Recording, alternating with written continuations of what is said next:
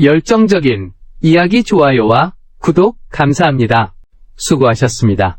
아내가 교통사고로 세상을 떠난 지 얼마 되지 않았습니다. 장모님이 갑자기 둘째 딸과 결혼하라고 강요하셨습니다. 저는 매우 망설였습니다. 뜻밖에도 제 처제가 바로 우리 집에 들어왔습니다. 마침내 어느 날 장모님께 술을 억지로 먹었습니다. 다음날 깨어보니 그녀가 내 옆에 누워 있었습니다. 저와 아내는 대학에서 만나 사랑에 빠졌습니다. 하지만 저는 집안 형편이 좋지 않았습니다. 직장도 특별히 뛰어난 곳이 없었습니다. 장모님 댁에서는 저를 몹시 싫어했습니다. 아내가 저와 결혼한 후 장모님은 자신의 권위가 도전받고 있다고 느꼈습니다. 그래서 아내와의 관계를 단절했습니다. 반 달 전까지였습니다. 아내가 교통사고로 갑작스럽게 세상을 떠났어요. 그는 간신히 모습을 드러냈어요. 하지만 아내의 장래에 대해서는 한마디도 하지 않았어요. 이제 아내가 세상을 떠났어요. 나는 4살 아들과 함께 홀로 장례를 치렀어요. 그 일이 끝난 후에야 그가 나타났어요. 우리가 산소파에 앉아 있었어요. 다리를 꼬고 앉아 마치 높은 자리에 있는 사람처럼 높은 곳에서 나를 내려다보는 것 같았다. 오늘 내가 온 이유는 너에게 전에 말했던 일에 대해 어떻게 생각했는지 묻고 싶어서야. 나는 멍하니 경멸하는 장모님 얼굴과 미안한 표정을 바라보았다.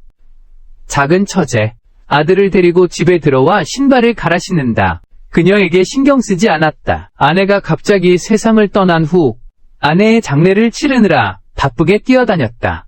나는 이미 몸과 마음이 지쳤다. 그와의 일도 더 이상 하고 싶지 않았다.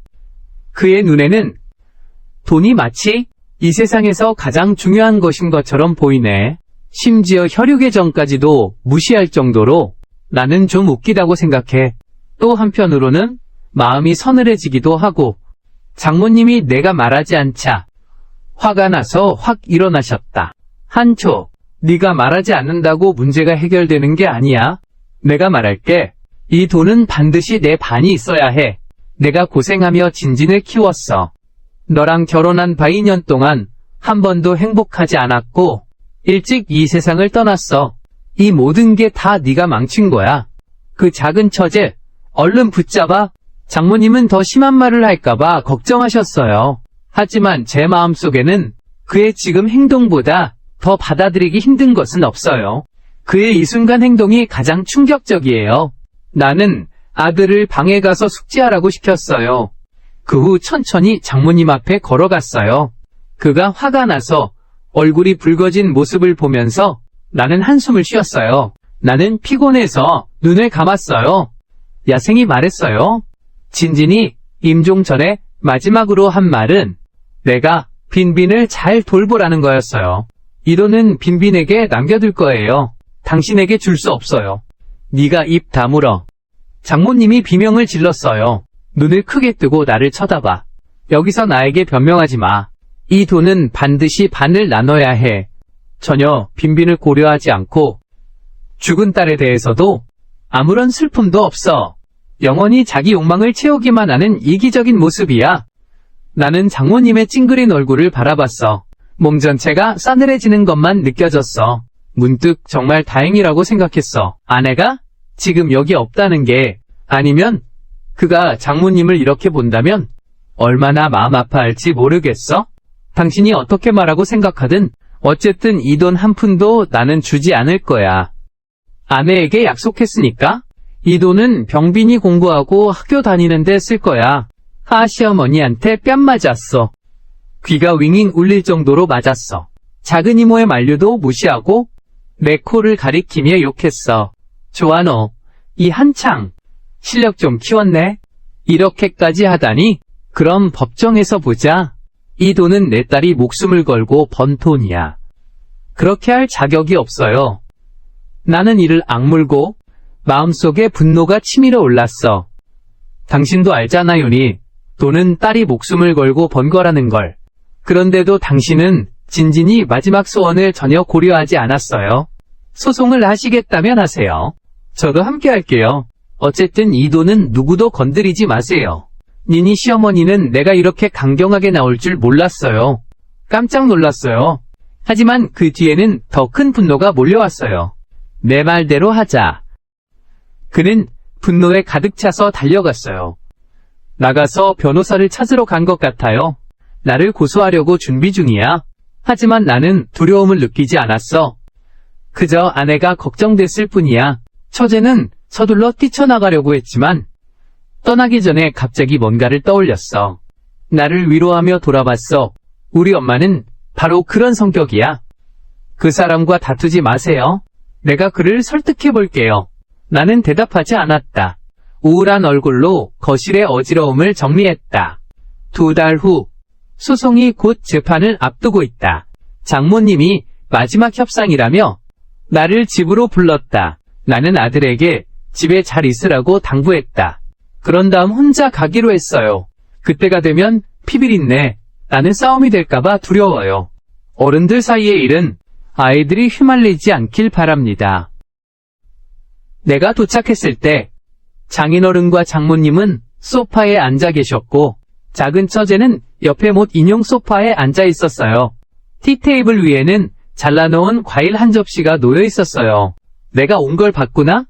2달 전까지만 해도 나한테 눈을 기던 시어머니가 이제는 정중하게 나를 집에 초대했어. 나는 조용히 추측했지.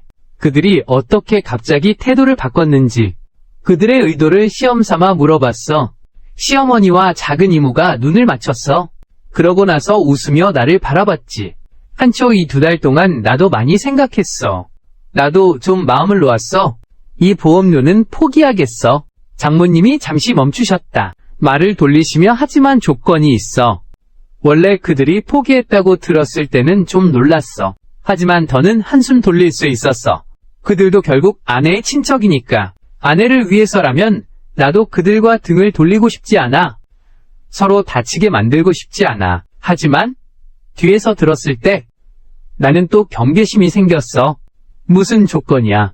장모님이 손을 내밀어 수린의 손을 잡으며 환하게 웃으며 말했어. 내가 수린과 결혼하기로만 해준다면 이 보험료는 하나도 받지 않겠다고.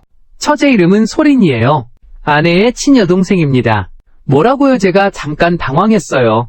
무의식적으로 그를 쳐다봤죠. 그때서야 소린이 얼굴이 붉어진 걸 알았어요. 부끄러워하는 표정으로 저를 보고 있었죠. 눈이 마주쳤어요. 그는 놀란 사슴 같았어요. 얼른 고개를 숙여. 나 당황했어. 이게 무슨 상황이야? 수린이가? 아니야. 진짜 친동생이야. 이럴 수가 있나? 왜 안 되겠어? 장모님 손살에 치지 마세요. 이건 진짜 좋은 일이 에요. 친척이 더 가까워지는 거니까. 수린도 동의했어. 나는 고개를 돌려 다시 한번 수린을 바라봤다. 수린은 부끄러운 듯 고개를 들었다. 손을 꼭 맞잡고 있었다.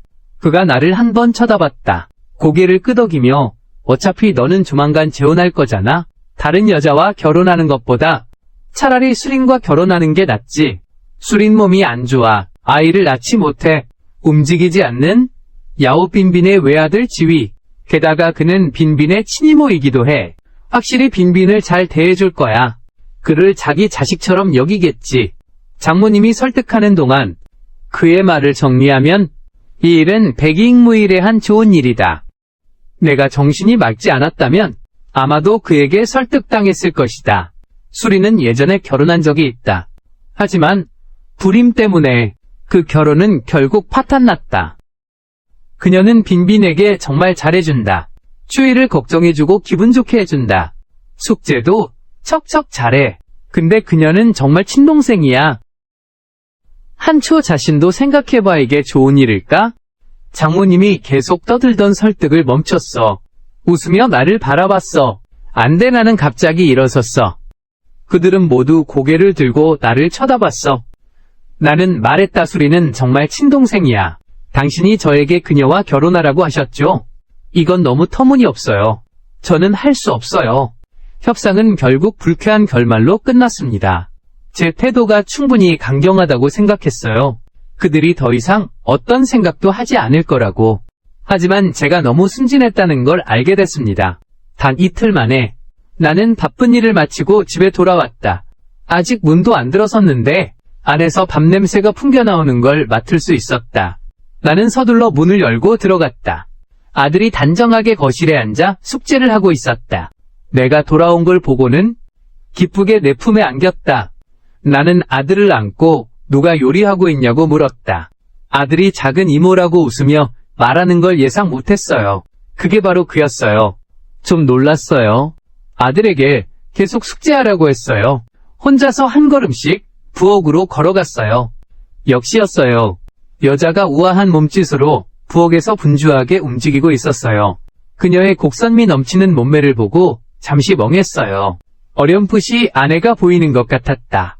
예전 그녀는 이렇게 주방에서 바쁘게 저녁을 준비하고 있었다. 내가 퇴근하고 집에 오면 형부네 생각이 점점 멀어져 가던 찰나 수린의 가벼운 외침이 나를 현실로 끌어당겼다. 나는 정신을 차렸다. 그가 다소 어색하지만 부드러운 모습으로 나를 바라보고 있었다. 미간을 찌푸렸다. 왜 왔어? 빈빈 좀 보러 왔어. 우연히 빈빈이 배가 고팠던 거야. 너는 아직 돌아오지 않았고 내가 주도해서 밥을 만들어버렸어. 그는 수줍게 웃었다. 혹시 내가 화낼까 걱정했나 봐. 나도 좀 화가 났어. 며칠 전 그 일 겪고 나서 그가 단지 빈빈 보러 온 건지 아니면 장모님이 그를 잠자리 손님으로 부른 건지. 나가줘. 내가 할게.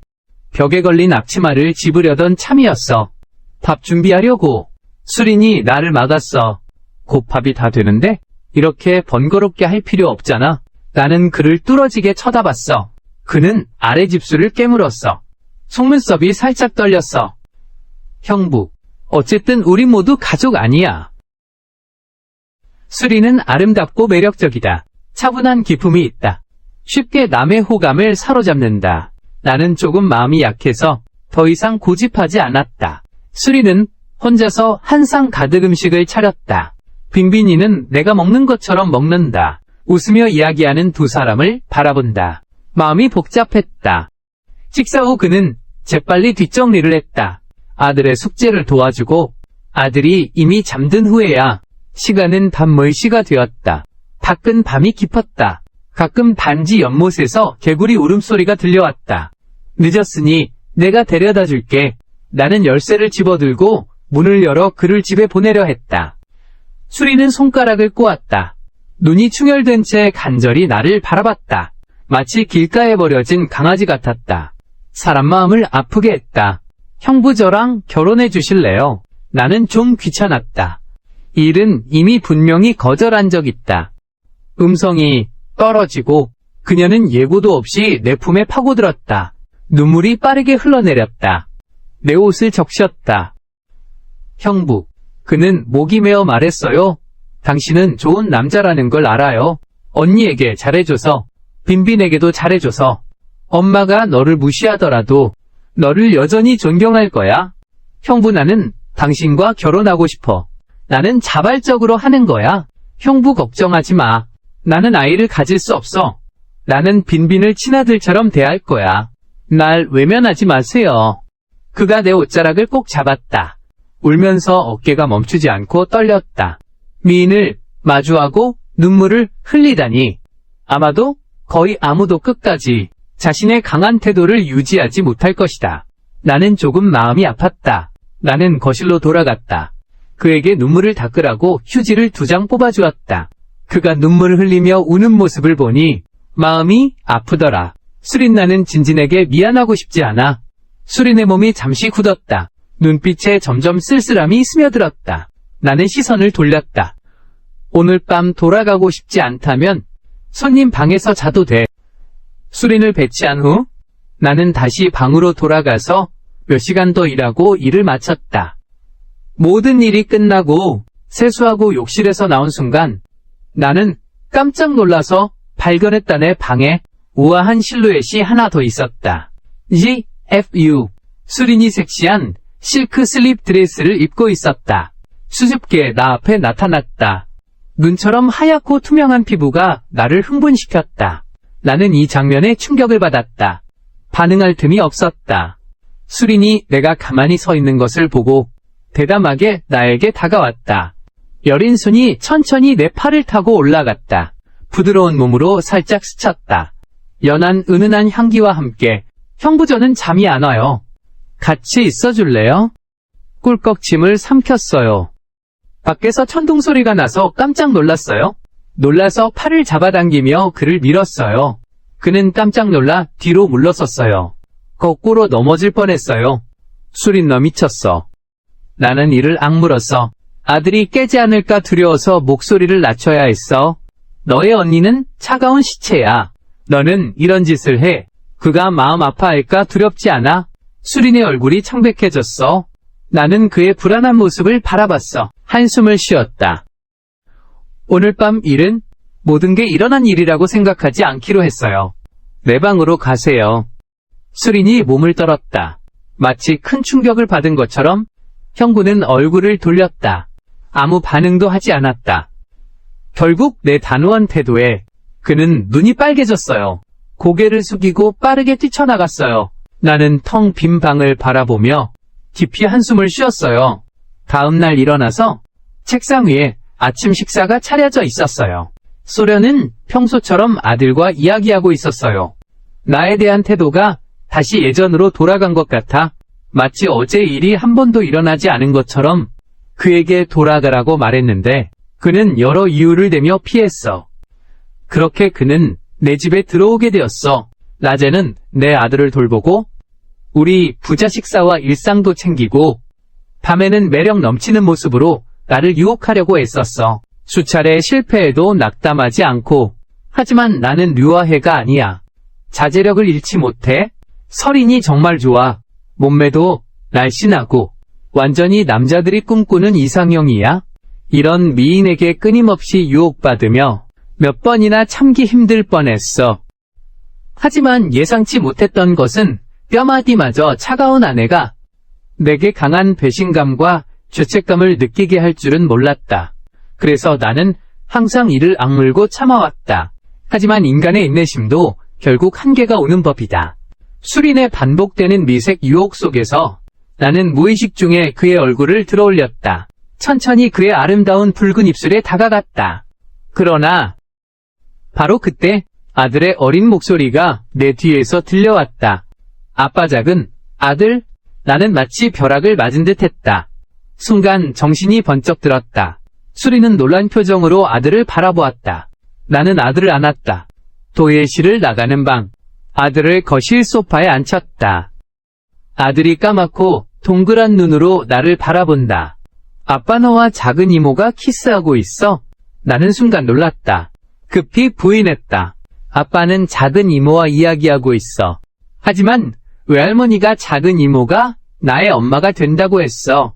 아빠 엄마는 안 돌아오는 거야. 그때 나는 멈춰섰다. 아들의 순수한 눈을 바라보며 어떻게 대답해야 할지 몰랐다. 아들은 너무 어렸다. 그는 아직 죽음이 무엇을 의미하는지 몰랐다. 심지어는 아내가 먼 곳에 잠시 나갔을 뿐이라고 생각했을지도 모른다. 언제 돌아올지 몰랐다. 아들은 몰라. 나도 모르는 건 아니겠지. 아내가 세상을 떠났어. 이제 다시 돌아오지 않을 거야. 그가 떠난 지 반년도 채 되지 않아. 나는 거의 무모한 일을 할 뻔했어. 내 마음속에 수치심이 밀려왔다. 엄마는 오랫동안 돌아오지 않을 거야. 나는 모니터링 중 목소리를 냈다. 아들의 불안한 감정을 달래주었다. 아들을 잘 달래고 나서 나는 수린을 만나러 갔다. 그는 손님 방 침대 가장자리에 앉아 있었다. 내가 들어오자 눈빛에서 깊은 기쁨이 터져나왔다. 하지만 곧 긴장한 듯 내 뒤를 바라보았다. 빈빈 너 다 해결했구나. 응 나는 수리나를 봤어. 장과 아내 얼굴이 마이 단분 정도 닮았어. 마음속의 수줍음이 거의 거대한 파도처럼 밀려와 나를 집어삼킬 뻔했어. 나는 침을 삼켰어. 돌아가도 돼. 그날 밤 나는 그냥 수린을 데려다 주었다. 장모님은 내가 갈 줄 이미 알고 계신 것 같았다. 특별히 한 상 가득 음식을 준비해 두셨다. 이런 경우는 드물다. 그래서 나는 뭔가 이상함을 느꼈다. 하지만 장모님은 아무 말도 하지 않으셨다. 심지어 내가 수린과 결혼할 일도 언급하지 않으셨다. 그저 강하게 나를 붙잡아 식사를 하라고만 하셨다. 나는 아내를 생각해서 그냥 순응할 수밖에 없었다. 장인어른은 기분이 매우 좋으셨다. 나를 붙잡고 한 잔씩 계속 술을 마시게 하셨다. 하지만 내 주량은 그리 좋지 않았다. 별로 좋지 않았다. 세 번째 병을 마실 때쯤 나는 이미 눈앞이 아찔했다. 어지러웠다. 장인어른이 내 어깨를 감싸며 이 기간 동안 힘들었겠다고 말씀하셨어요. 정말 하늘에 계신 분이 내가 외롭게 지내는 모습을 보셨겠죠. 아마도 기분이 좋지 않으셨을 거예요. 너무 고집부리지 마세요. 나는 어리둥절해서 무슨 말을 했는지 모르겠어요. 내가 이미 술에 취해 정신이 없을 때까지 남아있는 한 줌의 정신, 언제든 취기에 삼켜질 때 누군가가 날 부축해 방으로 들어갔다. 나는 은은한 향기를 맡았다. 혼미한 사이 아내가 찡그린 얼굴로 있는 모습이 보이는 것 같았다. 눈가가 뜨거워지고 무의식적으로 그를 안았다. 진진 나는 그가 순간적으로 몸이 굳는 걸 느꼈어. 하지만 그는 아무 말도 하지 않았어. 내 말을 따라 억지로 버텼어. 너 나를 다시 보러 온 거니? 너 나를 그리워했니? 나도 너를 많이 그리워해. 나는 아내의 아름다운 얼굴을 바라봤어. 그녀는 드물게 섹시한 깊은 네크라인 드레스를 입었어. 가끔 내 팔에 스치곤 해. 남아있는 그 약간의 깨어있음. 이미 술기운이라는 맹수에게 삼켜져 버렸어. 나는 늑대가 되어 아내를 눌러앉혔어. 아내도 특별히 열정적으로 나에게 응답해. 나는 큰 힘을 얻었어. 더욱 열심히 하게 되었고 그 이후의 일은 기억나지 않아. 다음 날 나는 강한 햇빛에 찌릿하게 깨었다. 어렴풋이 눈을 뜨니 커튼이 내려지지 않았다는 것을 알았다. 나는 숙취로 머리가 지끈거리는 것을 참으며 일어나려 했다. 그런데 조금 움직이자 뭔가 이상하다는 걸 느꼈다. 내 팔이 누군가의 머리 아래에 베개처럼 놓여 있었다. 팔에 한 사람이 쪼그려져 있다. 고개를 숙이자 여자의 연약한 피부 위에 키스 자국이 어지럽게 남아 있었다. 그 순간 머리가 쿵 하고 무언가가 폭발하는 듯 했다. 본능적으로 손을 빼고 일어나려 했지만 서툴러서 바닥에 넘어졌다. 덧붙여 이불도 끌어내렸다. 머릿속에 어젯밤 일어난 장면들이 떠올랐다. 나와 함께 누운 사람이 아내인 줄 알았다. 그런데 알고 보니 내 처제였다. 수린이 내 소리에 깼다. 그는 먼저 나를 바라봤다. 그리고 자신의 몸을 살폈다. 얼굴이 갑자기 붉어졌다. 중요 부위를 가리며 바닥에 떨어진 옷을 주워 입었다. 나도 얼른 옷을 입고 이 형부에게서 벗어나고 싶었다. 수리는 말하려다 말았다. 나는 눈을 돌렸다. 그를 어떻게 대해야 할지 몰랐다. 지금 머리가 너무 복잡하다. 그냥 조용한 곳에 있고 싶다. 내가 이 청의 상황을 정리한 후에 지금의 문제를 해결할게. 하지만 일이 뜻대로 되지 않았어. 문을 열자마자 장모님과 장인어른이 문 밖에서 기다리고 계셨어. 우리를 보자. 두 분 모두 미묘한 미소를 지으셨어. 계획이 성공한 듯한 자부심이 느껴졌어. 좋아, 그럼 우리 잘 이야기해보자. 아침 탐시 하늘은 구름 한 점 없이 맑았다. 아래 단지 안에서는 가끔 노인들의 아침 운동 소리가 들려왔다. 나는 거실 소파에 앉아 있었다. 장모님 가족 3명이 바로 내 맞은편에 앉아 있었다. 분위기는 엄숙했다. 마치 삼심재판을 받는 느낌이었다. 나는 머리가 아직 흐트러져 정리할 시간이 없었다. 생각이 아직 완전히 가라앉지 않았다. 그때 장모님이 먼저 침묵을 깼다. 그분은 그의 휴대폰 화면을 나에게 보여주었다. 나는 무심코 한번 쳐다보았다. 순간 멈춰섰다. 그것은 한 장의 사진이었다. 나와 소린이 산에 기대어 침대에 누워있는 사진. 내가 제대로 봤는지 확인했다. 장모님이 겨우 4가지 느릿느릿 휴대폰을 돌려받았어요. 거만한 표정으로 저를 바라보며 이제야 분명히 알겠군요. 어젯밤에 자신이 무슨 일을 했는지. 나는 침묵했어요. 머릿속에 어제 밤에 겪었던 모든 일이 스쳐 지나갔어요. 나는 분명히 깨달았어요. 처음부터 끝까지 이건 모두 하나의 함정이야. 내 약점을 쥐기 위해서 어쩔 수 없이 그들의 함정에 순응해야 했어. 그런데 수린이 자발적인 건지 아니면 어쩔 수 없이 한 건지 모르겠어. 지금 너에게는 2가지 선택이 있어. 하나, 수린과 결혼하는 거. 둘레가 이 사진을 네 회사에 보내는 거야. 모두에게 네가 도대체 어떤 놈인지 보여주마. 역시 그렇구나. 예전부터 짐작은 했어.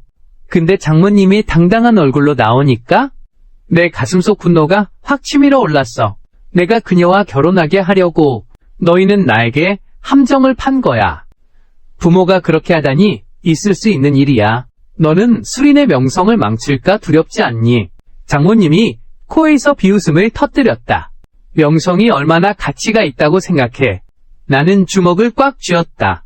화가 나서 거의 말을 할 수 없었다. 장모님은 우쭐해했다. 우리 수린도 좋은 여자야. 너와 잘 어울리기에는 충분해. 네가 망신당하기 싫으면 그녀와 결혼해라. 나는 분노를 품고 그와 논쟁하고 싶었다. 하지만 옆에 앉아 눈이 충혈된 수린을 보았다. 애처롭게 나를 바라보는 그녀를 내 모든 분노가 순간 어디로 가야 할지 몰랐다. 설령 속았다고 해도 무슨 상관인가? 수린의 순결은 내가 망쳐버렸다. 이것은 바꿀 수 없는 사실입니다. 이 생각을 하니 화가 나면서도 어쩔 수 없이 마음이 약해졌습니다. 결국 저는 승낙했습니다. 일찍 승낙하는 게 낫죠? 곧 일이 많지 않을 테니까요. 장모님은 안심한 표정이었습니다. 나를 잡는 것보다 오늘이 낫다네요. 이미 그녀와 결혼하기로 약속했으니 지금 당장 가서 혼인신고를 하세요. 나는 찡그리며 다소 불쾌하게 말했다. 너무 급한 거 아니야? 수리는 끝내 말문이 막힌 채 나를 바라보았다. 무언가 하고 싶은 말이 있는 듯 했다. 하지만 아직 말할 틈도 없이 장모님이 강하게 끊어버렸다. 우리 집은 전혀 급하지 않다고 생각해. 너는 의견이 있구나? 쓸데없는 생각 하지 말라고 충고할게. 빨리 증명서 받아. 핑계 대지 말고. 설마 도망가려는 거야? 장모님이 날 매섭게 노려보셨어. 내가 고개라도 끄덕이면 말야. 그는 나를 산채로 갈기갈기 찢어버릴 수 있어. 나는 뭐 대단한 사람은 아니지만 약속을 지킨다는 말은 알고 있어. 어쩔 수 없이 나는 회사에 휴가를 냈고 그날 바로 수린과 혼인신고를 했다. 장모님은 기뻐서 수린을 집에서 내보냈다. 하지만 수린은 매우 불안해 보였다. 심지어 밤에도 그녀는 울면서 침대에 누워 있었다. 그가 말했다. 미안해요. 처남. 당신과 누나에게 미안해요. 나를 탓하지 마세요. 알겠죠? 내 마음은 복잡했다. 그녀를 계속해서 달랠 수밖에 없었다. 내가 잘해줄 거라고 말했다. 하지만 수리는 더 심하게 울었다. 늦은 밤까지 울다 지쳐서야 깊이 잠들었다. 그에게 이불을 잘 덮어주고 내 방으로 돌아갔다. 비록 혼인신고를 했지만 우리 둘은 각자 방에서 잤다. 아들에게 이 일을 어떻게 말할지 아직 생각하지 못했다. 처제는 하룻밤 사이에 자신의 새엄마가 되었다. 그녀가 받아들일 수 있을지 두려웠다. 나 역시 적응할 시간이 필요했다. 다음날 나는 일찍 일어나 회사에 갔다. 나는 인정한다. 사실 그를 어떻게 대해야 할지 모르겠었다. 그래서 나는 도망치기로 했다. 바쁘게 지내는 것은 현실을 피하는 좋은 방법이다. 나는 일에 몰두했다. 곧 집안의 일은 잊어버렸다. 점심 휴식. 나는 동료와 함께 식사했다. 잡담 중에 알게 되었다. 구시가지 쪽의 집이 철거된다고 한다. 동료가 부러워하며 말했다. 우리 집도 거기에 집이 있었으면 좋겠다고. 철거 보상금만으로도 평생 맛있게 먹고 살 수 있을 텐데. 아휴, 너 고향이 저쪽에 있지 않니? 동료가 내 팔꿈치를 쿡 찔렀다. 그리고 나에게 말했다. 나는 고개를 끄덕였다. 하지만 그건 오래된 집이야. 정말 좋네. 한초가 곧 부자가 될 거야. 나는 입꼬리를 올렸다. 그저 웃으며 대충 넘기고 마음속은 조금 무거웠다. 구시가지의 오래된 집은 할아버지가 남기신 것이다. 임종 전에 유언장에서 이 집을 나에게 남기셨다. 나는 갑자기 한 가지를 깨달았다. 장모님, 온갖 계략을 꾸며서 내가 서린을 내게 시키려 한다. 이 오래된 집에 계략을 쓰는 건가? 추측은 정말 무서운 것일 수 있어. 한번 마음속에 떠오르면 그것은 네 뇌에 뿌리 내리게 돼. 그리고 미친 듯이 자라기 시작해. 거대한 나무가 될 때까지 나는 멍하니 오후 내내 바빴어. 소씨가 되어. 나는 서둘러 짐을 챙겨서 달려갔다. 수리는 부엌에서 요리하고 있었다. 아들은 아직 학원에 가 있고 아직 수업이 끝나지 않았다. 나는 공문백을 소파에 던져놓고 수린을 부엌에서 끌어냈다. 솔직히 말해봐. 매트, 왜 이렇게 서두른 거야? 내가 나랑 결혼하길 바라는 게 혹시 집이 철거될까봐 그런 거 아니야? 서린이 잠시 멈추고 혼란스럽게 주변을 둘러보며 그냥 나를 똑바로 쳐다보지 못하고 있어. 너 다 알고 있었구나. 질문과는 상관없는 답변이지만 이미 일종의 인정이 된 거야. 내 마음이 갑자기 무거워졌어. 수린이 내 표정을 보고 이상하다고 느꼈다. 얼굴을 가리며 울먹이며 말했다. 미안해. 미안하다고 수린에게 들었다. 장모님이 관계를 통해 미리 할아버지가 남기신 오래된 집을 알게 됐다. 철거가 예정되어 있었다. 그래서 온 힘을 다해 그의 명성까지도 지키기 위해 애썼다. 그를 나와 결혼시켜서 집을 나누려고 해. 장모님은 시지에게서 원하는 게 오직 돈뿐이야. 그냥 아내보험료의 절반보다도 그가 더 탐내는 건 꽤 큰 액수의 철거 보상금이야. 형부, 저는 진짜 당신을 좋아해요. 당신을 속이려던 게 아니에요. 그냥 당신과 평안하게 살고 싶었어요. 한 번만 더 기회를 줄 수 있니? 소련이 내 손을 잡고 눈물을 글썽이며 울었어. 나는 기름 종려를 봤어. 비록 마음이 불쌍했지만 더 많은 것은 두려움이었어. 돈을 위해서 그들은 하나하나 함정을 꾸미고 조금씩 나를 속였어. 등 뒤가 차가운 느낌이 들었어. 지금의 나는 끝이 보이지 않는 외딴 나무배 위를 걷고 있는 것 같다. 진태양난이다. 나는 원하지 않는다. 항상 남의 함정 속에서 살기를, 남의 밥상이 되기를. 하지만 나는 이제 수린과 결혼증을 받았다. 그냥 결혼하자마자 이혼할 수는 없잖아. 만약 소문이 나면 수린이 시집을 다시 찾기 어려워질 거야. 그녀는 정말 친누이야. 나는 그녀에게 그렇게 못하겠어. 눈물 흘리며 울부짖는 수린을 보며 한숨을 쉬었어. 발코니 밖으로 나가 담배를 계속 피웠어. 그날 밤 나는 친구의 소개로 변호사와 연락해 이 문제를 상담했다. 나는 알고 싶었다. 장모님의 계획이 과연 실현될 수 있는지. 집은 유산으로 당신 명의로 상속된 것이다. 결혼 중 재산에 해당하지 않는다. 더욱이 부부 공동재산도 아니다. 즉 장모님이 속셈을 꾸미더라도 수린이를 나에게 시집 보내면 이 돈은 여전히 내 사적인 재산이다. 그들 하나도 얻지 못한다는 것. 이것들을 명확히 알게 되면 나는 완전히 안심하게 된다. 드디어 원하는 일이 하나 생겼다. 사람의 욕망은 일단 열리면 만족을 얻기 위해 온갖 방법을 다 생각하게 된다. 다음날 출근할 때 수린이 나에게 말했다. 장모님이 저녁에 우리 집에 오라고 하셨다고. 나는 직감했다. 이 저녁 식사가 아마도 함정일 거라고. 그럼에도 불구하고 나는 승낙했다. 수린은 저기가 밀려오는 것을 기쁨으로 바꾸었다. 퇴근 후에 나와 약속했어요. 아들과 함께 가기로 했어요. 하루 일과가 금방 지나갔어요. 퇴근해서 아들과 함께 장모님 집에 갔어요. 장인어른께서 따뜻하게 맞아주셨어요.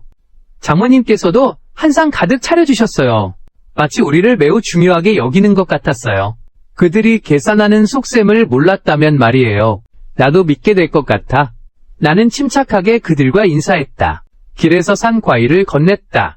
장모님이 수린에게 부엌에 가서 깨끗이 씻으라고 하셨다. 잘라서 내놓으라고. 저녁 식사 시간에 아들은 나와 수린 사이에 앉았다. 행복하게 밥그릇 속 음식을 먹고 있었다.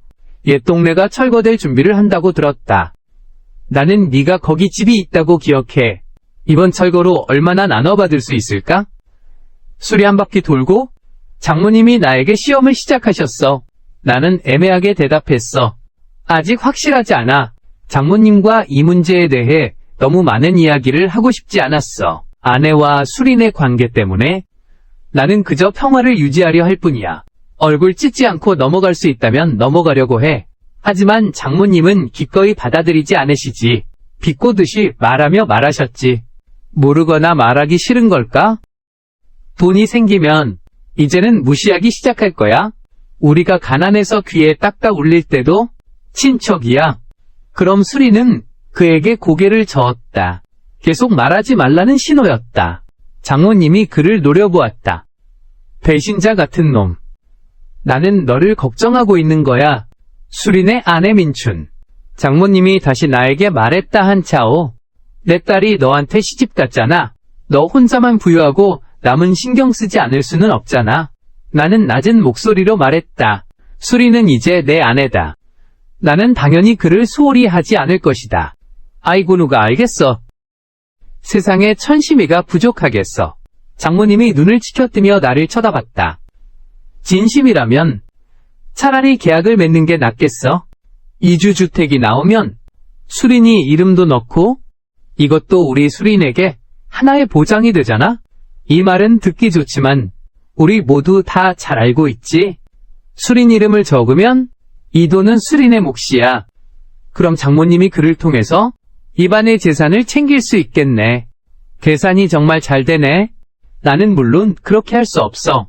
그건 내가 할 수 없는 일이야. 그 집은 할아버지가 나에게 남긴 거야. 나는 그의 마음을 헛되이 할 수 없어. 뭐라고? 장모님이 갑자기 큰 소리로 저를 노려보셨어요. 무슨 망치냐? 한초 너 잘 생각해봐. 내 딸 둘 다 너한테 시집갔어. 너 양심이 조금이라도 있다면 그에게 반을 나눠줘야 해. 이건 너가 우리 집에 빚진 거야. 내가 진 빚은 진짜야. 너희 집이 아니라 장모님의 수많은 압박에 나는 이미 참을 수 없었어. 원래는 아들 앞에서 얼굴 좀 세워주려 했는데 사람이란 게 한 걸음 더 나아가려는 법인 걸 잊었어. 수린이 왜 나랑 결혼했는지 우리 둘이 잘 알고 있잖아.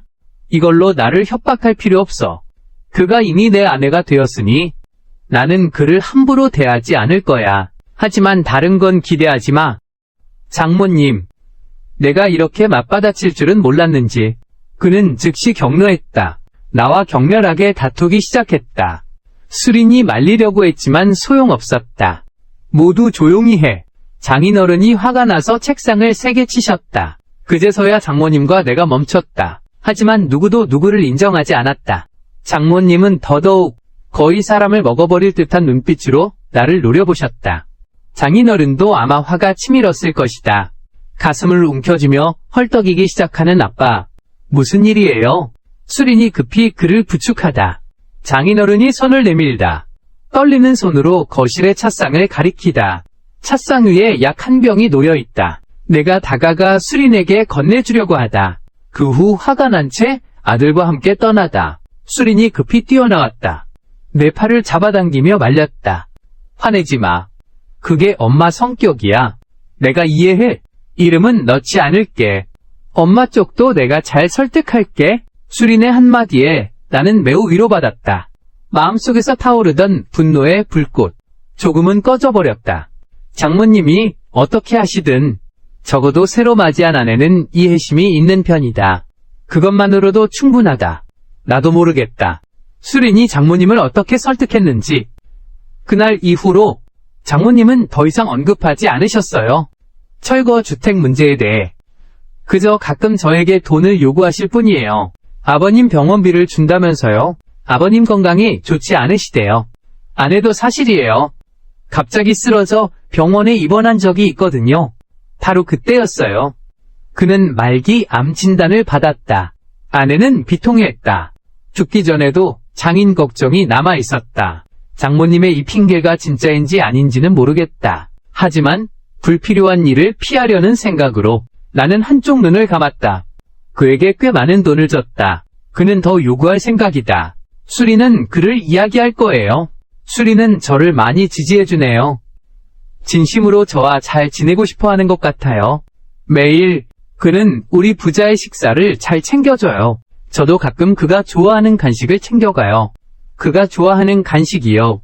집안일은 함께 나누고요. 천천히 나도 그와 부부 같은 느낌이 들기 시작했어요. 아들이 내가 소린과 결혼한 사실을 알게 되었어요.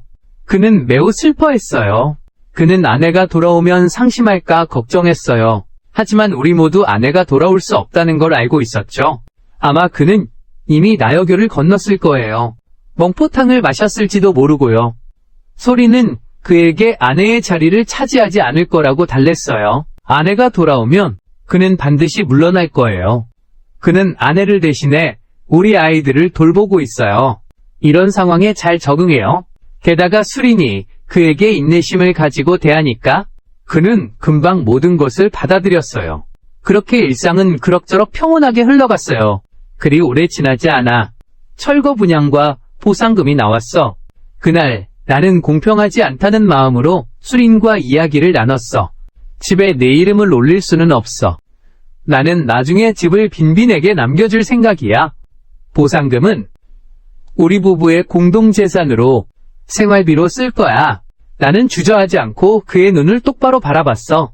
나는 그가 나를 이해해 주길 바란다. 수리는 나를 실망시키지 않았다. 그는 매우 동의했다. 이것들은 원래 내 개인 재산이야. 네가 어떻게 분배하든 상관없어. 빈빈이 커서도 가정을 꾸리고 사업을 해야 해. 집이 하나 있어야지. 그의 부담도 훨씬 줄어들 거야. 나는 안도했다. 그의 손을 꼭 잡았다. 네가 이해해줘서 다행이야. 걱정 마, 내가 꼭 잘할게. 그날 우리 둘은 탁자 앞에 앉아 밤새도록 이야기를 나눴다. 서로 진심을 가득 담고 있었다. 수리는 장모님이 나를 설계한 일에 대해 말했다. 그녀는 매우 미안해하고 있다. 그녀는 거절할 방법이 없다. 나는 알고 있다. 장모님은 매우 강한 여성이다. 일단 어떤 일을 결정하면 아무리 소를 끌어도 되돌릴 수 없다. 아내와 수리는 어릴 때부터 그녀의 강압 아래 살았다. 마음속에 그녀에 대한 경외심이 이미 가득 차 있었다. 우리는 또 많은 다른 이야기를 나눴다. 마지막에 이르러 수린이 울면서 내 품에 기대었다. 흐느끼며 나에게 말했다. 꼭 나와 잘 지내겠다고. 나는 마음을 다잡고 그녀에게 울지 말라고 위로했다. 수린은 시어머니와 꽤 친하게 지내는 편이야. 수린 덕분에 가끔씩 아들과 함께 시어머니 집에 가서 밥을 먹곤 해. 시어머니도 다시 예전처럼 나를 싫어하지 않게 됐고 나에게 무관심하던 모습도 사라졌어. 나도 신경 쓰지 않아? 원래 수린 마음을 편하게 해주려고 하는 척한 거였어. 이번에도 술을 꽤 많이 마셨어. 수린이 부축해 방 안에서 누워 잤어. 기침 때문에 깼어. 목이 너무 건조하고 따가웠어. 어지러워서 겨우 눈을 떴어. 일어나서 물 한 잔 마시려고 했어. 팔을 들어 이불을 거두려 했어. 이상하게도 나는 힘이 전혀 안 나가고 있어. 다른 부위도 움직이려고 해봤지만 결과는 똑같았어. 도대체 무슨 일이 일어난 걸까? 머리가 터질 듯이 아파? 소리내게 소리치려고 할 때, 물 한 잔 떠달라고 할 때, 갑자기 문 밖에서 무언가 움직이는 소리가 들렸어. 깊은 밤이다. 밤이 깊고 고요하다. 침실에는 불이 켜져 있지 않다. 어둠이 내 감각을 무한히 확대시킨다. 나는 희미하게 장모님과 장인의 목소리를 들었다. 약효가 거의 발휘된 것 같다. 잠시 후에 들어가서 그를 직접 죽여라. 이렇게 되면 그의 모든 재산이 유산으로 넘어가게 되고 우리 주머니 속으로 들어오게 돼. 장모님은 옆쪽 소리에 문틈으로 새어 들어오는 소리 귀에 들어오고 바로 그때 창문이 살짝 열려 찬바람이 들어오네. 나는 온몸이 오싹해졌다. 참지 못하고 몸을 떨었다. 그 자식이 눈치가 없어서 그렇다. 그가 스스로 돈을 나눠줬다면 우리가 오늘날까지 오게 될 일은 없었을 텐데 그냥 그 자신을 탓해야 한다. 장모님의 매서운 목소리 마치 겨울철의 얼음 송곳 같다. 얼어버릴 뻔했어? 장모님들이 이건 살인과 재물 강탈이야. 원래는 그동안 집 철거 문제를 더 이상 언급하지 않았어. 그게 포기해서가 아니라 나를 방심시키기 위해서였어. 내가 말을 안 들으니까 그냥 죽여버리려고 하는 거야. 죽은 자에게는 반항할 권리가 없다. 그때 네 명의 모든 재산은 유산으로 변할 것이다. 수린과 아들이 상속받는다. 그것은 그가 내 모든 재산을 얻는 것과 같다. 나는 장모의 무자비함에 충격을 받지 않을 수 없다. 나는 그가 단순히 강압적이라고 생각했다. 순전히 돈에 대한 사랑. 그러나 늑대 같은 야망을 예상하지 못했다. 지금 나에게 남은 것은 너희들에게 이 일을 해줄 수 있는 것뿐이다. 장인어른이 한숨을 쉬었다. 장모님을 만류할 생각은 전혀 없는 듯했다. 그리고 그의 말을 듣고 쉽게 짐작할 수 있었다. 그는 바로 나를 죽이기 위해 장모님이 이용하는 칼이다. 시아버지가 암에 걸리셨어요. 이미 열흘밖에 남지 않으셨어요. 설사 살인죄로 감옥에 가더라도 큰 고생은 하지 않을 거예요. 나는 깊게 한숨을 쉬었어요. 문 밖에 장모님이 계속 시아버지에게 심리적 위로를 해드리고 계셨어요. 어쨌든 이건 살인이니까요. 하지만 나는 방 안침대에 누워 다가올 모든 일을 무력하게 듣고 있었다. 오싹함을 느끼면서도 아무 소용이 없었다. 나는 정말 죽게 되는 걸까? 얼마나 지났는지 모른 채 문 밖에 속삭임 소리가 멈췄다. 삐걱거리는 가벼운 소리와 함께 방문이 천천히 열렸다. 한 줄기 빛이 앞다투어 쏟아져 들어왔다. 어두운 방을 밝히며 나는 몸이 굳었다. 기계처럼 고개를 돌렸다. 나는 장인어른을 보았다. 쉰이 넘은 머리가 희끗희끗한 노인이었다. 칼을 들고 한 걸음씩 내게 다가오고 있어. 분명 지금도 남아있는데 하지만 온몸이 땀으로 흠뻑 젖었어. 나는 공포에 질려 다가오는 장인어른을 바라보고 있어. 칼날이 빛에 반사되어 밝은 빛을 내고 있어. 그 빛이 내 얼굴에 비치고 있어. 칼날에 비친 내 절망의 모습. 의도움을 요청하려 했어. 목이 너무 건조해서 힘들어. 나는 한마디도 할 수 없어. 절망에 빠져서 몸부림치고 있어. 마치 시장에서 도마 위에 올려진 생선 같아. 보이지 않는 큰 손에 눌려 침대에 눕혀져 있어. 온 힘을 다해 몸부림치지만 아무것도 움직이지 않아. 나는 깊은 절망에 휩싸이기 시작해. 나는 정말 죽을 것 같아. 그 순간 내 머릿속에 많은 장면이 스쳤어.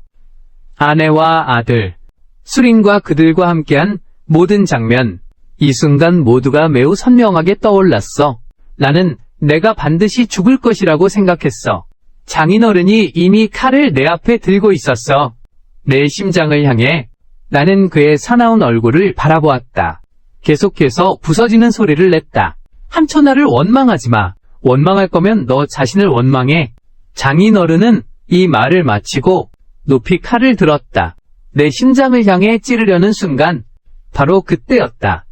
볼록하게 튀어나오며 수리는 시어머니의 만류에도 불구하고 문 밖으로 뛰쳐나와 뒤에서 장인어른의 허리를 끌어안았다. 그를 떼어내며 아버지 수린이 울부짖으며 제발 멈춰주세요. 경찰에 신고했어요.